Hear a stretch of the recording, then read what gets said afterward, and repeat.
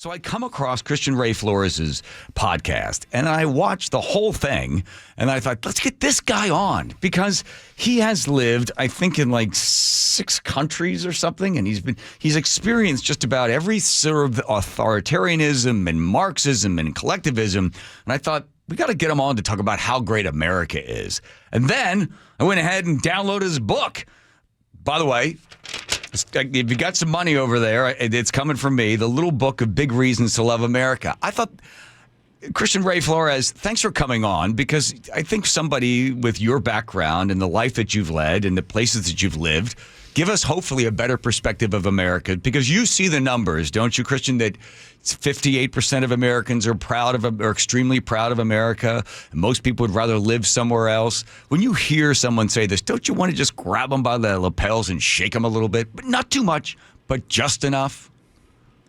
Me and every other immigrant who's escaped an authoritarian regime to be in the United States. Right. Yes, we do. We want to shake them a little bit. We want to slap them, honestly. Right. But you understand this, because if you've lived here all of your life and you're an American, your perspective is simply surrounded by America.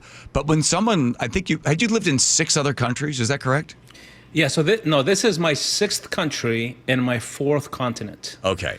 Yeah, and I'm a very strange person. I'm half Chilean, half Russian. I was a refugee in Chile after the military coup in Chile.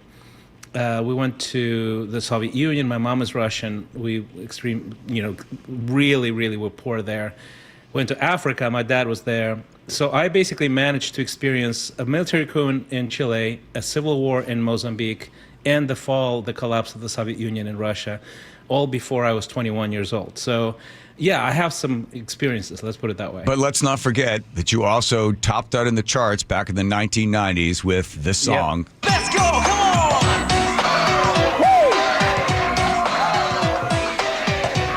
Our generation, Boris Yeltsin, loved the song.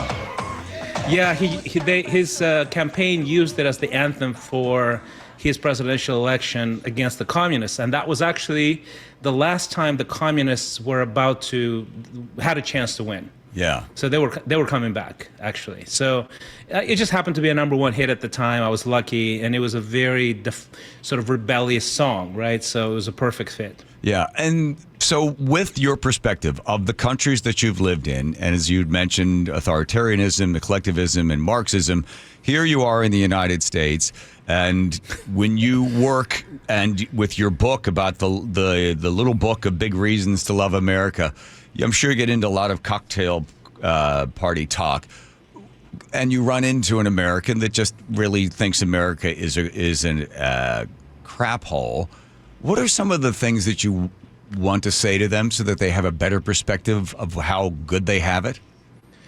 Well, get out of the country, live somewhere for 6 months to a year, and see how you feel afterwards, right? And I think what people don't understand, because we're so privileged to experience all this freedom of speech, of movement, of free enterprise, all of these things, that 72% of the population of the planet live today, not 100 years ago, under an authoritarian regime of some sort.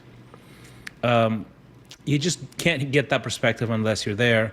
And as a matter of fact, I lived in 3 countries. Both Chile was under a socialist president at the time. He was overthrown.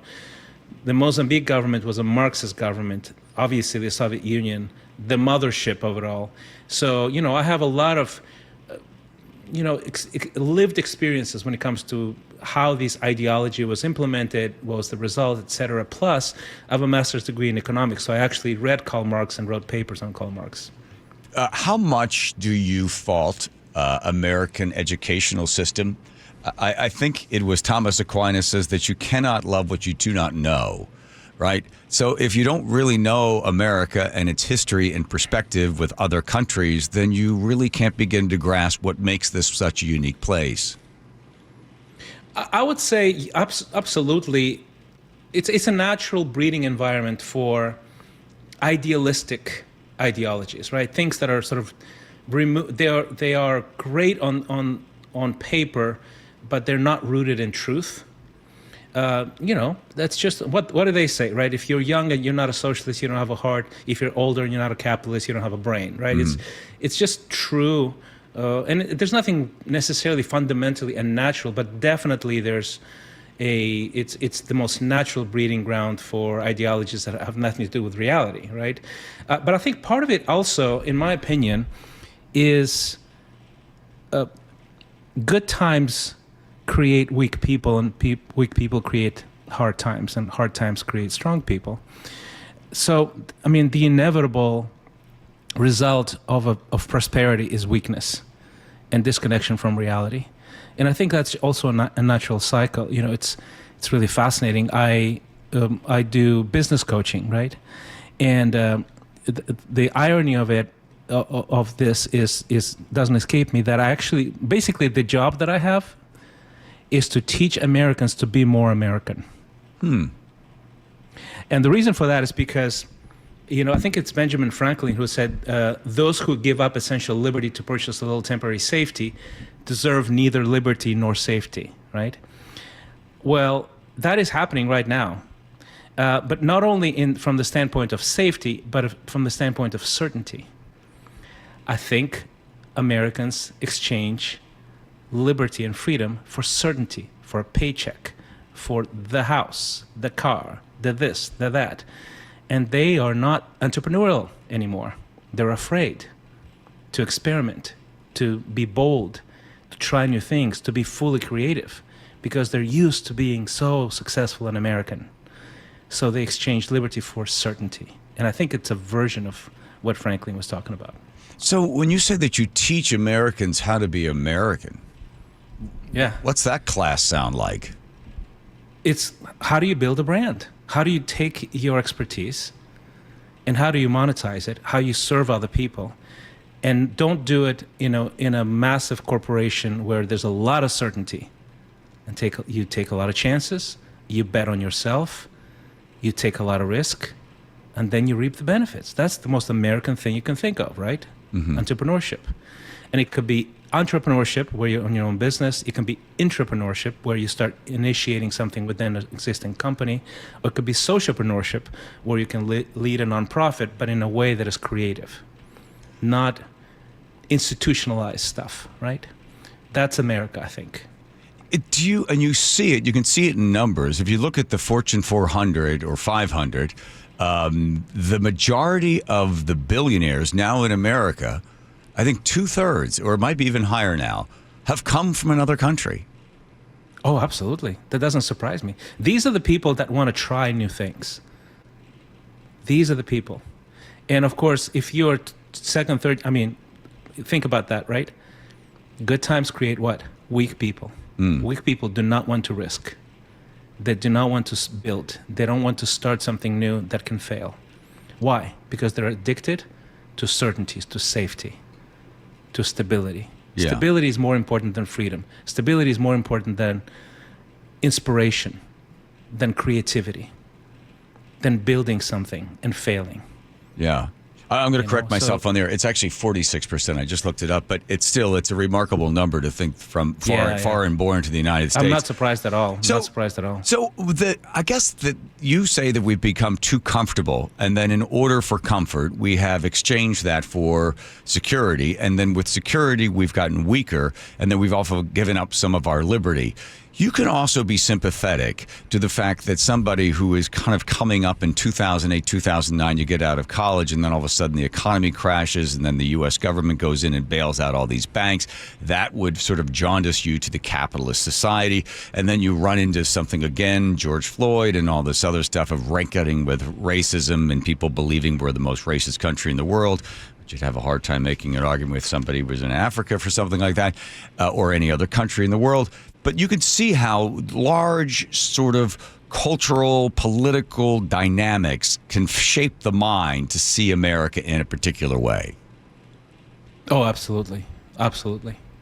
And the thing is, one of the things about Marxist, neo-Marxist sort of thought and ideology is it is incredibly attractive. Because what it does, it distorts a deep, I think, a deeply Christian idea of compassion. but then robs the very essence of that compassion as divine, but by making it humanistic. So it's the worst kind of thing when you take a truth and you tweak it just a little bit, and it still sounds so true and so sweet and and you can rally behind that, right? But if Karl Marx were here, he would say to you, Christian Ray Flores, it is the opiate of the people. That it is just to keep people dumb and numb to what's really happening in the world. He needed people to rise up against the rich and to everyone to have all their needs met. If we're all working, and paddling along and rowing along together, there will be less pain and less suffering if we are all just in this together, joining the great Communist Party, and we don't need God in there giving us some idea that there's some force out beneath what we have here, that we could have our own heaven right here on earth. Yeah, and you actually said it exactly how it is. Marxism is an absolute religion. It totally is. It has a savior, it has a heaven, it has evil and good, it has all those things, and it places the state in place of God. Do you think, are you optimistic? I know from as a Christian you are, because optimism, as Winston Churchill says, you have no other choice than to be optimistic. But when you see that Harvard recently, 2025, a youth poll, 15% said the country is headed in the right direction. 42% of those surveyed said they like socialism better than capitalism, although only 16% could actually define socialism.